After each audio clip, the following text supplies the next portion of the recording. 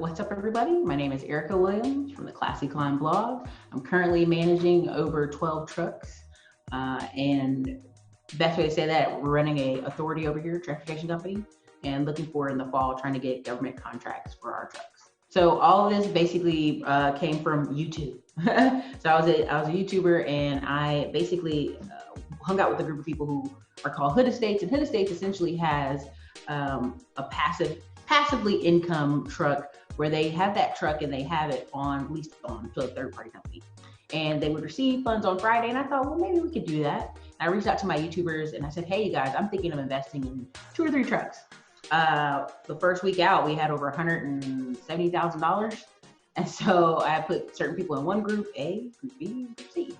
And from then it got a little crazy. So we got some JV deals in there, and we have some group deals in there. But it's been a big learning curve because I went from leased on to authority this year. And that's been the biggest, whoa.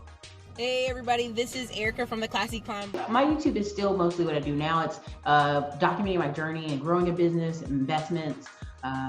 Like when I was in apartment management, I was delivering pizzas at night, but I would take all my pizza delivery money and stack it into lending club notes and other investments I could find online, just kind of getting this growth.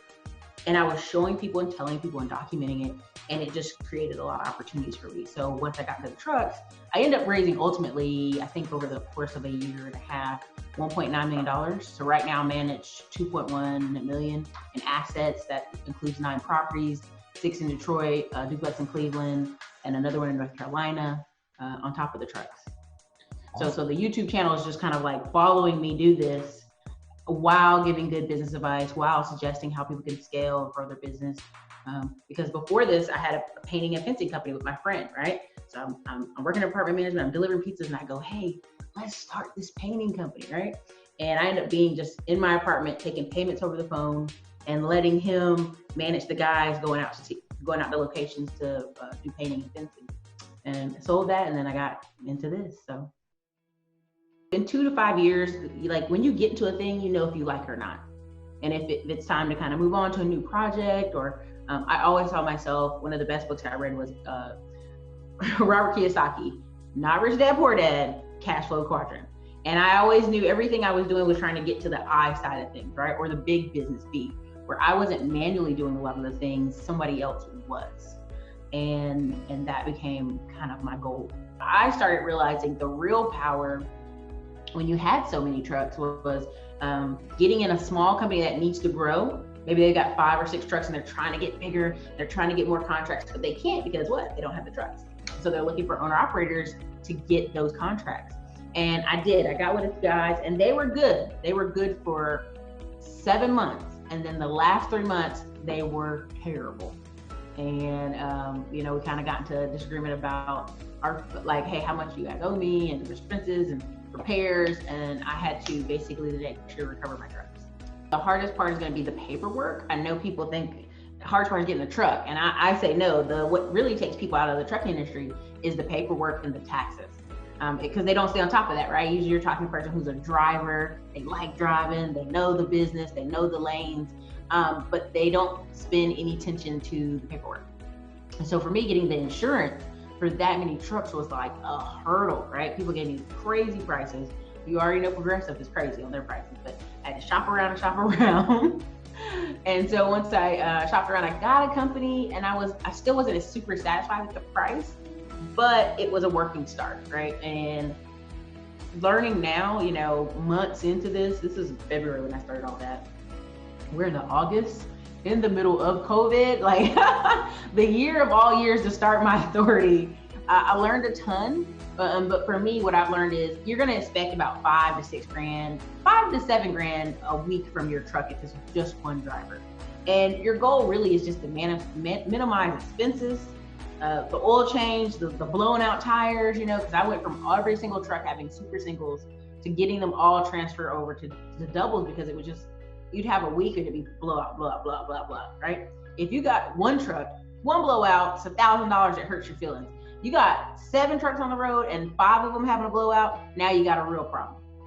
You got a real problem. And I want people to understand that keeping top of the paperwork, which there's processor companies that can help you now, I just talked to this one girl who does your 2290s.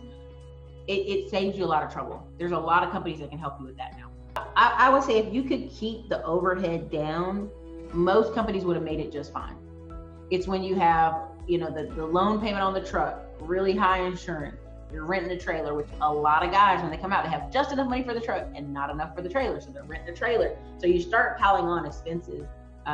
Now the rates have gone back up. It's August that, these factories and these warehouses are trying to get all this supply out of there before the fall comes, and it's busy again. But I would still say that COVID, we were the only people going. I mean, if you really look at the country, March, April, trucking companies were the only people on the road for a while there. And I'm in Texas, and we were out here just doing whatever. But we ain't never go back in the house. They told us, they're like, what's essential workers in Texas? Everybody, except for gym and massage parlors. I mean, it was crazy out here. So, okay. Now this is just in 24 hours. Delivery of medical supplies will cease. Hospitals will run out of common items such as syringes. Service stations will start to run out of fuel, driving up prices. U.S. delivery of mail will stop. If trucks stop after 2 or 3 days, it means no trucks going at all. Food shortages will escalate. Essential supplies such as water will be in high demand. ATM and banks will run out of cash. Fuel will completely be out. Garbage will pile up in urban areas.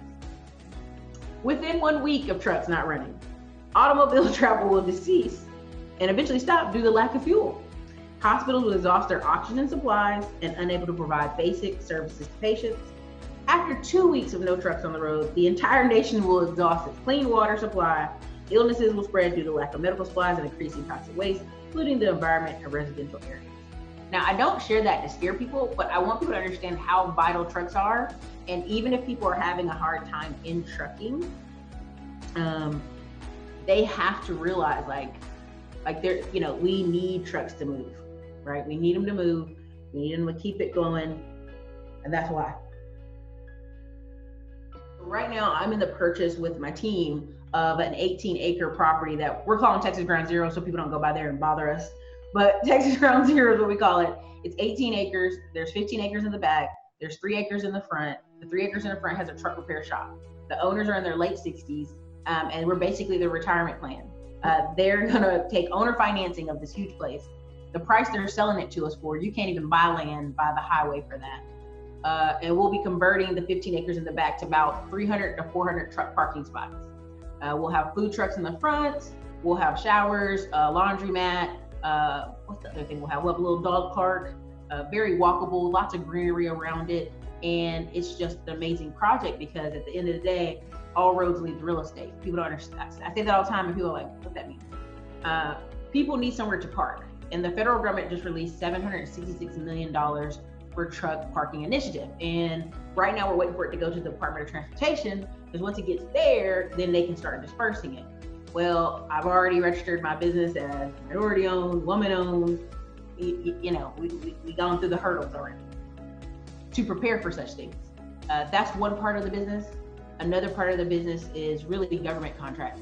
There are several people I've talked to and worked with as I'm getting now to bidding. It's a great place to be, honestly, because the federal government response for the next 2 years, and I really want truckers to hear this, their response is like, we're gonna increase our help, right? We got COVID, it hit us. What can the federal government do? Don't worry, we're gonna increase our help. Now, what does that help look like? Does that look like moving water around? Does that look like, you name it, mail services, all that stuff? Because, even then the post office was threatened, because truckers are the ones who move the high volumes of mail. I know everybody thinks UPS and Amazon do all that. Truckers do that. They move a high volume of mail and supplies all around this country. So if you're a trucker, if you're a trucking company, expect the opportunity for government contracts to be big.